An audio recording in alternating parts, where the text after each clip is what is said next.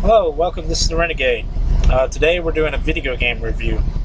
I plan on doing a lot of these, but for this one, I want to talk about a very special game that I still love to this day. Um, this is Lunar, Silver Star Story on the PlayStation. Now, I've also played the PSP version and the Game Boy Advance version. I never got a chance to play the Sega CD version because I don't own a Sega CD. And one thing to note about Lunar is that it almost always, in every single translation, anytime it's released, is always told a little bit differently. The one I go with the thinking about the most, though, is the PlayStation version. And that's the one we're going to be talking about. I don't want to go into the Game Boy one. I don't want to go into the PSP one. Although they're good, I admit that freely. They're both good games, and they have every right in the world to hold the Lunar title. But when I think of Lunar, I think of the PlayStation version. So let me give you a little back history before I go into a review here. I've been video gaming since since the early '80s. Okay, I'm a fairly old guy here. I started out in arcades and everything else. I truly didn't get into RPGs, and that's what Lunar is an RPG. I really didn't get into RPGs until I was about 17, 18. And my first one was Final Fantasy VII. And that game blew me away. I've never seen storytelling done that way in the medium of video games, which seems a little odd because I was a gamer on a regular basis. I didn't play some of the games prior. I didn't play any of the RPGs prior.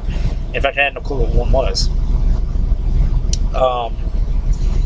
After that game came out, I started playing a lot of the games and was really catching up on. Was kind of what you would call a graphic sound. I was really a graphic sound at the time. If it had good graphics, I was interested in it. And why is this associated? Lunar is the reason, is where I'm getting to. My cousin, he let me borrow a few of his games, and I played through them. They were all RPGs. Final Fantasy VI, which is a good game. What else he let me borrow? He let me borrow Final Fantasy VI, he let me borrow Final Fantasy V, he let me borrow,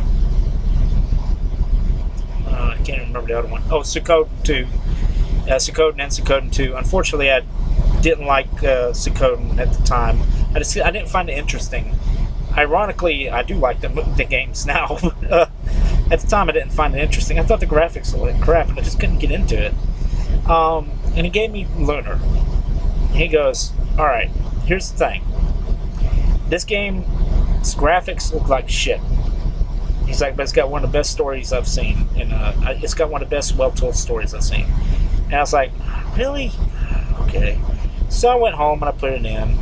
And I was really hesitant about playing it. But I put it in anyway. And to be honest with you, when I first fired it up and I saw the anime cutscene, I thought the anime cutscene was beautiful. When the game came on and I saw all the backgrounds, I thought they looked really nice. I mean, they were really, really well done. You could tell that the game game designers had really put a lot of effort into it, making these backgrounds work and everything. True, the character models aren't exactly pretty. I mean, they're sprites, and I've seen really good done sprites. I'm not knocking against that. But, you know, the sprites in this game aren't exactly really that nice to look at. But there was something about it. It really captured my attention right off the bat. You know, it's got the annoying anime high-pitched voice work, especially with Null. But overall, I mean, it was just really well presented at the beginning. It was just a blast to play at the time. I mean, it was, you know, I went through the game. I experienced I experienced Alex's journey to become the Dragon Master. I experienced his relationship with Luna. I experienced you know, everything that goes on in the game. You know, all the trials, all the faults, all the follies that you fall into. the highs, the lows. I mean, it was a great adventure, and I got to experience every bit of it, and it was just so awesome. And it was just such a great game. It's just such a great game, and I still like to play it every now and then. And the thing is I know Lunar wasn't really a blockbuster when it came out. One of the reasons is because of the price tag. When it came out, it was like $60 price tag, $60 price tag, which at the time most PlayStation games was at $40. So you know, you're sitting here like, I want to pay $60 for a game, you know? Yeah. And you know, the box, it came in a box, and the box had a ton of stuff with it. It had you had the Lunar game, which was 2 discs. You had the making of the Lunar game. You had a cloth map of the whole entire world of Lunar.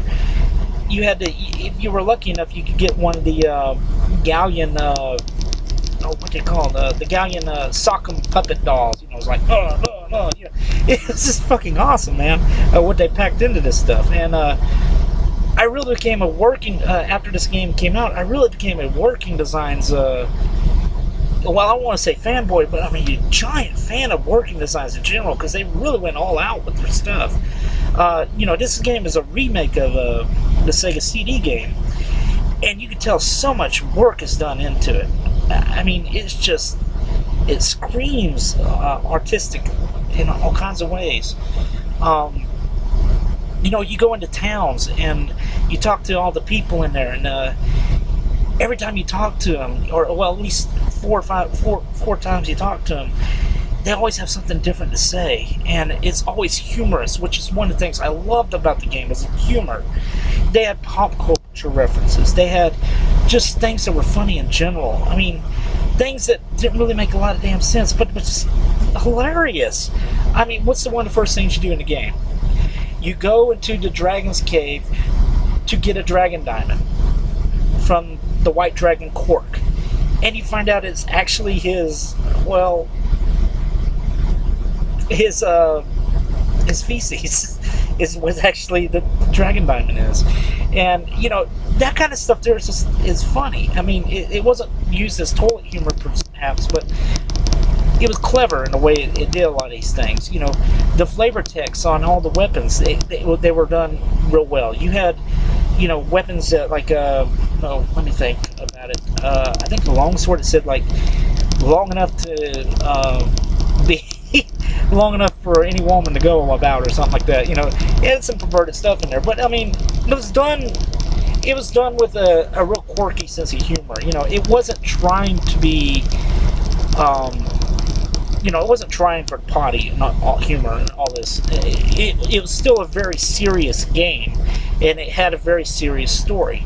It just had this really, really quirky sense of humor throughout the game that just really made you laugh. Playing back games now, it kind of reminds me of a Chrono Trigger in a lot of ways, and with its quirky sense of humor, and also Dragon Quest, which has the same thing. It's dorky. It's you know, it's not for everybody, but to me, it was humorous. So, you know, it was just a great game. So let me get into. So I'm gushing about it a lot, I know. Let me get into some of the aspects of the game itself. In the game, you have the battle system. Okay, this is a very standard, very. I don't want to say cookie cutter exactly, because there are a few things done differently, but it's a very standard battle system. It's turn-based. You have access to the AI, which you can change to do manual, which is what I always did, because I don't trust AI in general unless I'm playing like a Tales game. But normally AI sucks because they'll do all kinds of crap and you'll be out of MP. But you can change the AI to manual. You have attack, magic, you have defend, and you know, there's not a lot to it. You do, you know, you hit attack and you go on about your business. But then you also find out that you can also change your formation up. You can move your character up front, back. You know, Alex is probably the best one to move up front because he's pretty much the strongest character for a long time. You know, why do you want to keep your healer in the back, which is Luna, and your magician, which is Nash. hate Nash. We'll get into that in a little bit, but you know, it's just it's nothing. It's nothing groundbreaking as far as combat's going to go. But you know, there's the you know, it's got its own thing that worked for it. It was very well done, is what I'm getting at. It's very well presented. You know, during combat, you eventually gain another attack as well. I mean, okay, let me kind of put this to you this way. All right, during combat, once you gain to a certain level, I think it's 10 or something, Alex gains another attack during battle. Basically, you hit somebody, and then you'll do another hit. You'll get like 2 hits, and I think the most you can get is like up to 4. And because prior to that, you're just hitting once. And as you gain levels, you'll gain extra attacks. You're like, ah, ah. You know, you may kill this enemy, and then you go over here and you kill that enemy. You know, some other things I liked about there's a lot in this game I like. I like the fact that the bosses scale with you. In all honesty, Lunar's a pretty challenging game. It's not exactly something you just pick up and burn through. You know, you're going to be challenged through the entire game. The enemies have a fixed level, but the bosses scale with your level. So if you're like level 5, they may be at level 15 or 20. You know, and they throw a ton of attacks at you left and right, and you have to basically you have to be on your toes. I mean, it's not a game you can really play on autopilot. You have to be on your toes during it. You know, the final boss in the game, I'm not going to mention his name. I'm going to call him by what they call him in the game, Magic Emperor. You know, Magic Emperor in the game, that is a brutal boss fight. He comes at you with so many attacks, and he's able to attack multiple times in a row that it's a brutal boss fight. I mean, as a final boss, it's one of the ones that I can't ever forget about. He is brutal. You know, you're throwing everything at him. I mean, I'm one of those guys, when I play a game, an RPG, I tend to hold all my items up till the final fight. And a lot of times, I won't even use them. You know, I'll hold back a lot of the best stuff till the final fight. And, you know, like I said, I don't use them much. Lunar's not the case.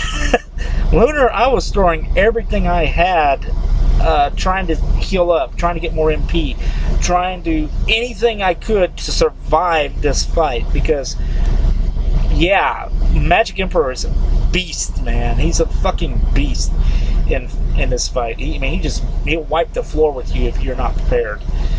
And you know, that's the final boss. And you know, there's many bosses besides him.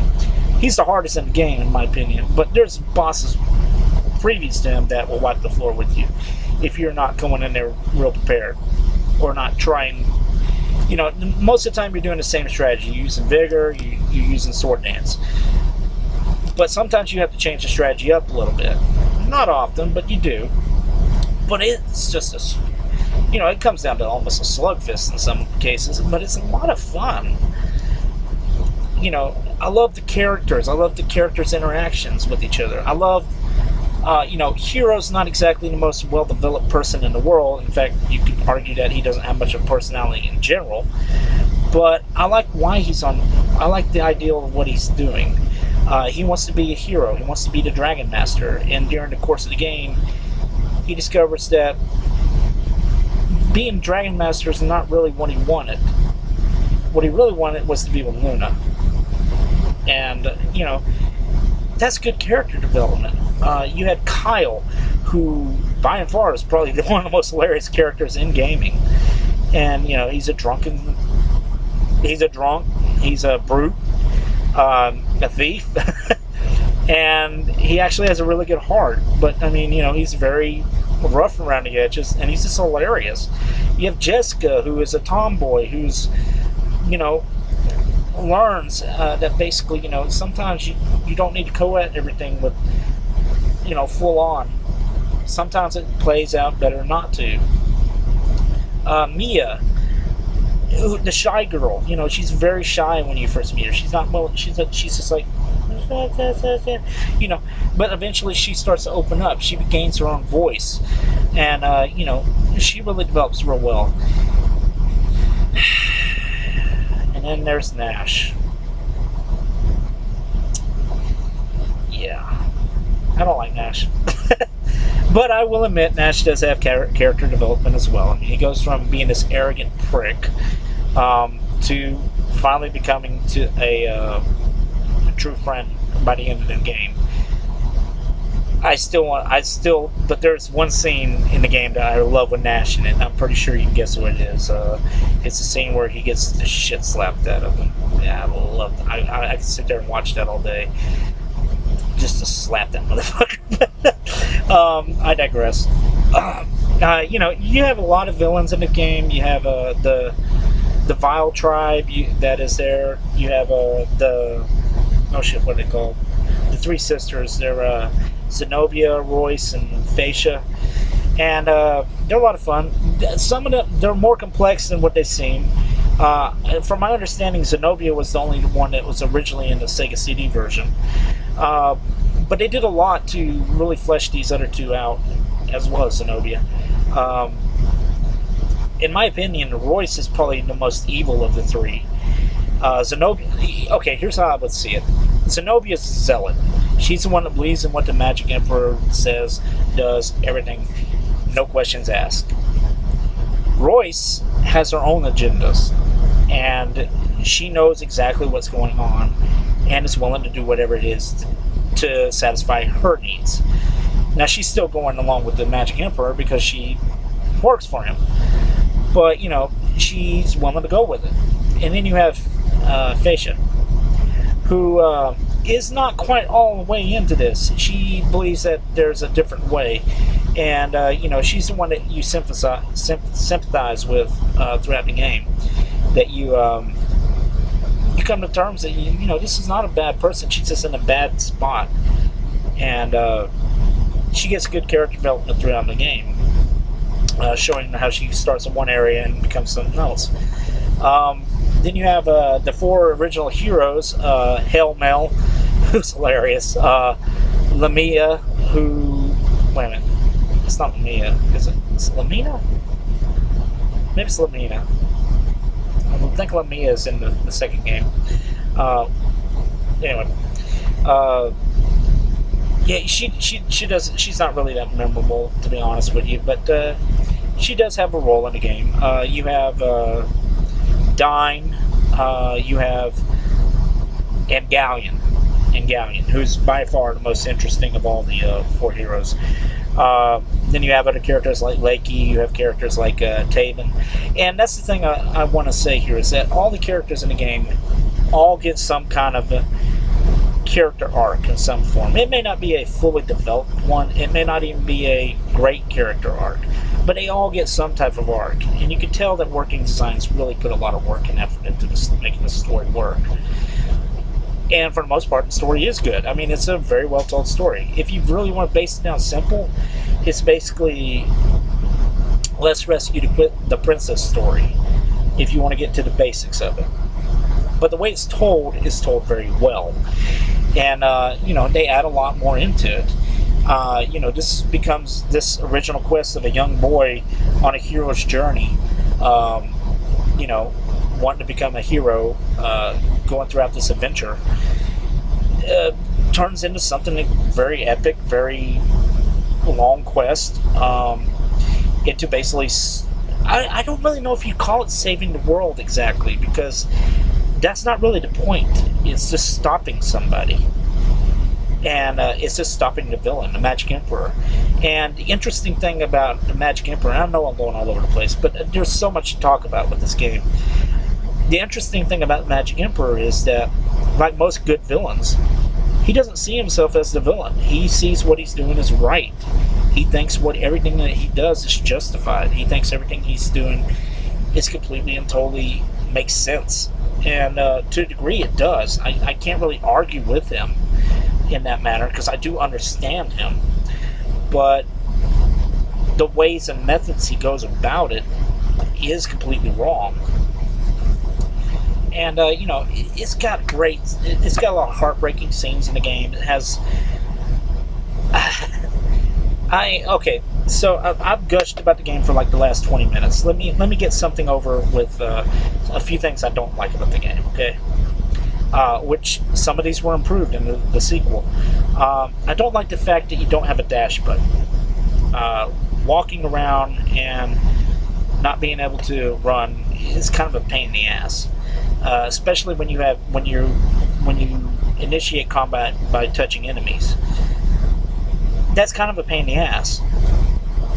Also, even though I enjoy the boss fights, like I said earlier, some of them become slugfest, and sometimes they're not that much of a, not that. Sometimes it becomes real repetitive what you do. Some fights aren't that way, but some of them are. Sorry, I need a drink.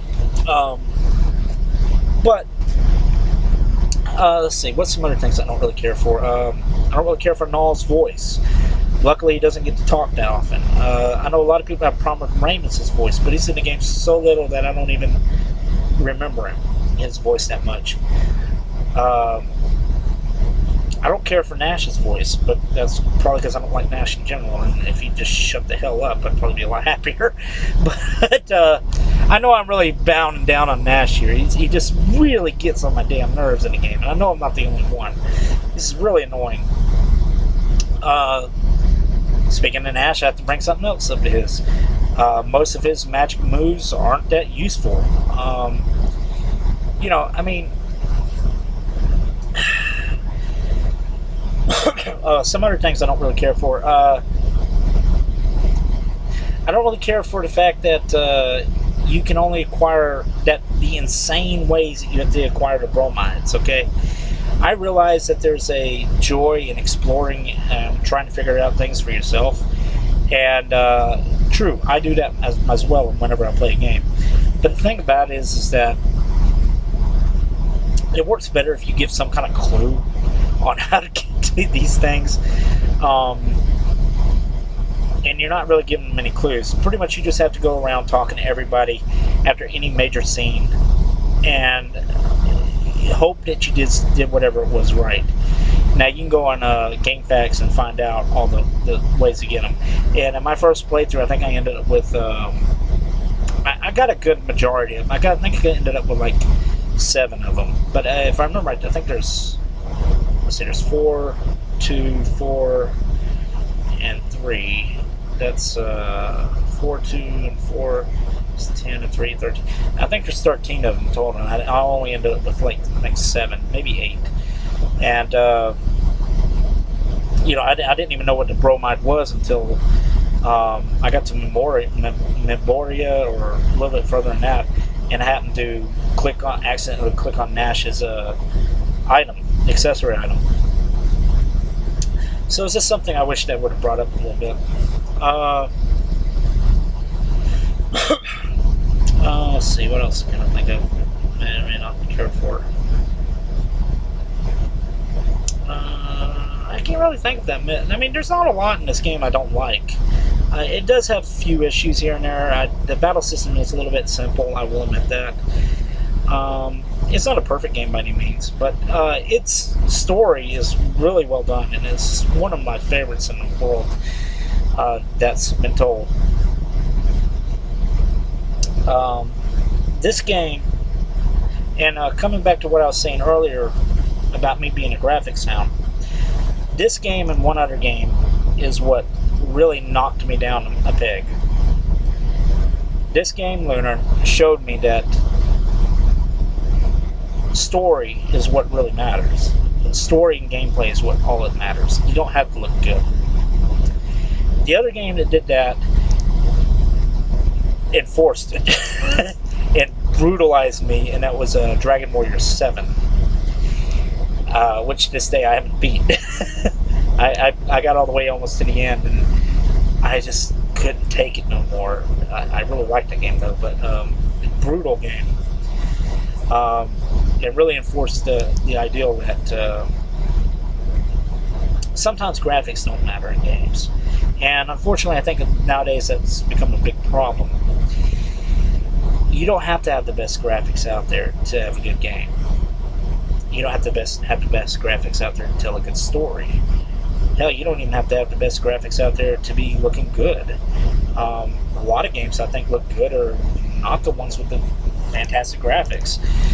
I like Tales of Cecilia, but I digress. I know I'm getting way off topic here, but the point I'm making is that while Lunar doesn't have the best graphics in the world, I do think it has one of the best stories.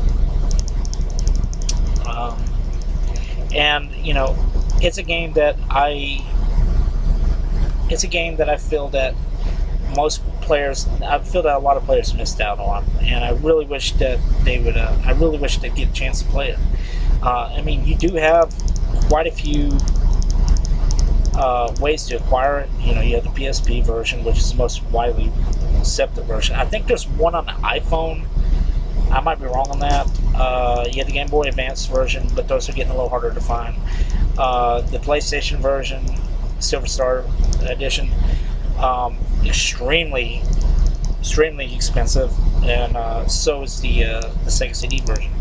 A few other things I want to mention before I cut this video. Music. The Lunar soundtrack is really nice. It's got some beautiful music on there. There's only like 1 or 2 songs on it I don't care for, and it's basically dungeon music. But for the most part, a lot of music on there is just beautiful to listen to. The song that Luna sings on the boat, I don't remember the name of. It's a beautiful song. It's well done. The opening's real nice. You know, the music's just really well done. I wish I could know the composer's name, but I don't, which is a shame, because music is something I like to keep up with. I really enjoy video game music in general. I'm not always good at keeping up with composers, though. The ones I know is ones that everybody knows. I know Nubat and shoot, what's his name? Anyway, I'm getting off topic. The guy in Final Fantasies. Nubat and Satsu, or I can't pronounce his name. Never mind. I'm not even gonna try. But you know, some other things I liked. Like I said, I like the animated cutscenes. I think they work really well for the time they were in. They were really well done for the time that it was, and I think they still hold to this day. I mean, people may argue, and granted, you can, but I still think it's got some pretty art in there. Voice casting, to be honest with you, Galleon steals the show. I mean, of all the voice actors, he's definitely the best, and like I said, he steals the show. You know, is this game challenging? I told you earlier, it is. You know, it's got some beautiful backgrounds. It's just, I'm rambling like crazy, but I really love this game. This is the thing, and I am going to rate it. So I don't really have anything else that I can think of adding to it. I don't think I missed anything here. Let's see. I explained the battle system. Let's see. I don't think I missed anything. Oh, I did miss something. The final dungeon. I want to talk about the final dungeon. This game did something that most of the time annoys me in games. This didn't particularly bother me. I hate it when you get to the end of the game and it's the point of no return. You cannot do anything else. Once you pass this point, you're screwed. So if you're not prepared, if you're not taking care of all the business, you're screwed. Excuse me a second. I thought I was going to have to sneeze, but apparently I didn't. Anyway, the final dungeon in this game is the Grindery, and even in the Grindery, you still get a lot of story as you're working your way up to the top of it. You're getting a lot of story thrown at you left and right, and it's got some brutal scenes in there. I mean, it shows what happens to the dragons, and that's not pretty. You have to fight some bosses here and there. And then you get like a strange transition. You see this garden with fairies in it. And, you're like scratching your head like, what? And what that's showing is basically that the villain, the Magic Emperor, is not exactly all evil. That there is good within him, and like I said earlier, the man has a point, and he doesn't think he's bad. I just think it's excellently done. I don't really have anything else to add. I know that's not a strong note to end this video on, and I do apologize. I know I've been rambling, but I think I should, because Lunar, this game deserves it. Lunar is just an awesome game. And so my rating is going to be a 4.5 out of 5. I still think this game holds. I still think this game is one of the best that was ever made. I have to admit, though, as good as this game is, and as much as I hold it in high regard, I do think the sequel is better. And that may be a little bit heresy to say, but I think I like the sequel a little bit better. It goes a little bit edgier, but a little darker on there.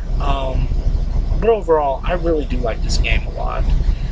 So 4.5 out of 5 is what it's going to get. In the meantime, this is the Renegade, and I'm signing out for the evening, and I hope you have I hope you have a good evening. So I'm signing out. So bye.